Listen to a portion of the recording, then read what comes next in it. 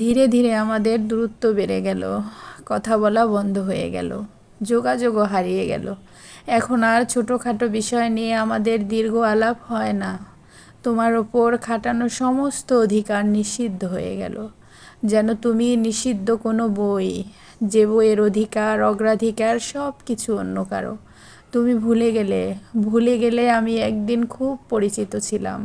তবে তোমাকে জানিয়ে রাখি, যে মায়ার শেকলে তোমাকে বাঁধতে পারিনি, সেই শেকলে আমি আজও বাঁধা। কত চেষ্টা করেছি, কতবার ভেবেছি তোমাকে ভুলে যাব, কত রাত হাসপাস করেছি, ভুলতে পারিনি।